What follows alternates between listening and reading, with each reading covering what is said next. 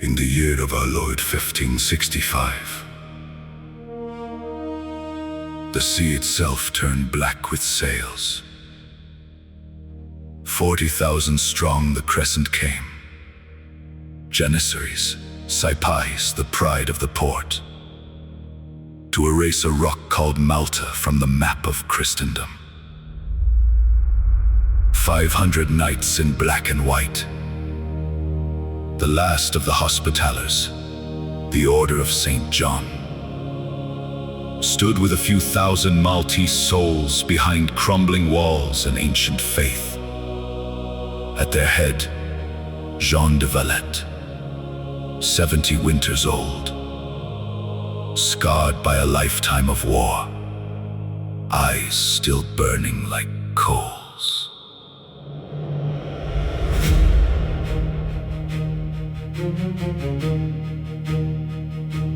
They came at dawn with a forest of masts, the greatest armada the Mediterranean had seen.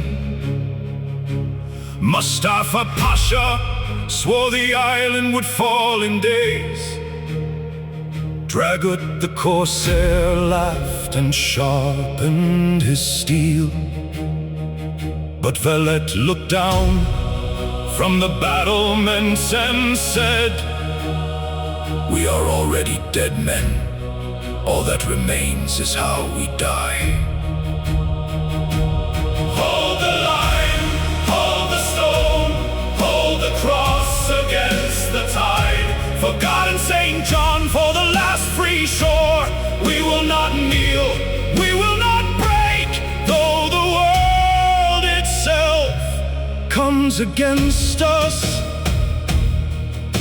First they struck the little fort that guarded the harbor mouth, St. Elmo, a stone tooth in the sea.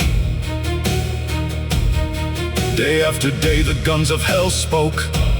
Walls turned to powder, men turned to ghosts. For 28 days the knights and the Maltese held, fighting with broken swords, with bare hands, with teeth. 6,000 Ottomans died on those blood-slick rocks, before the fort finally drowned in fire and smoke. When the last defenders fell, the enemy cut the heads from the corpses of the knights, nailed them to wooden crosses and floated them across the Grand Harbor as a message written in death.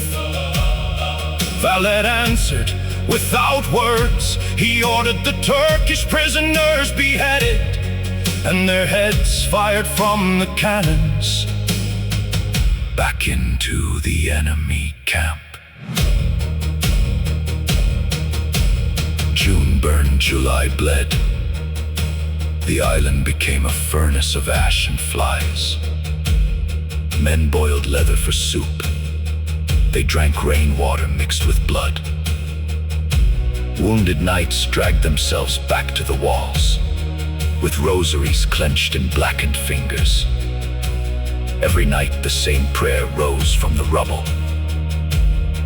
Not our will, but yours. Only grant us strength to stand until the end. August came like a fever. The Ottoman dead piled higher than the living. Dysentery, heat, and despair began to eat the invader's heart. Still the guns thundered, still the walls cracked, still the black and white crosses stood on the remaining towers, and from the battlements the half-dead defenders sang the old hymns, while the enemy below began to wonder if they were fighting men or something older. Hold the line, hold the stone, hold the cross against the tide. For God and St. John, for the last free shore, we will not kneel, we will not break, though the world itself comes against us. Then, on the 7th of September, Sails appeared on the northern horizon. Not crescent, but the banners of Spain and the Viceroy of Sicily. 6,000 fresh blades under Don Garcia de Toledo. Valette did not wait behind the walls. He ordered every man who could still stand to take up whatever weapon remained and ride out into the smoke. Half-dead knights, barefoot peasants, wounded boys, they poured from the gates with one cry, "For God and St. John!" The exhausted Ottoman army, already bleeding from every pore, broke like glass under the sudden charge. What had been a siege became a rout. What had been an empire's triumph became a long, bitter retreat to the ships.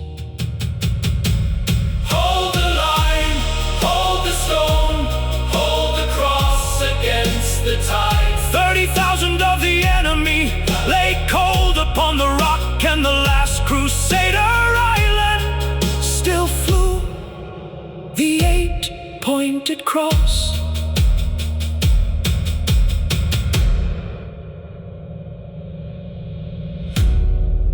When the smoke cleared, Malta still stood, Europe still breathed, and an old knight of 70 winters walked the ruined walls one last time, looking out over the blood-dark sea, where the greatest army of the age had come to erase a prayer and left only silence and the memory of men who refused to kneel.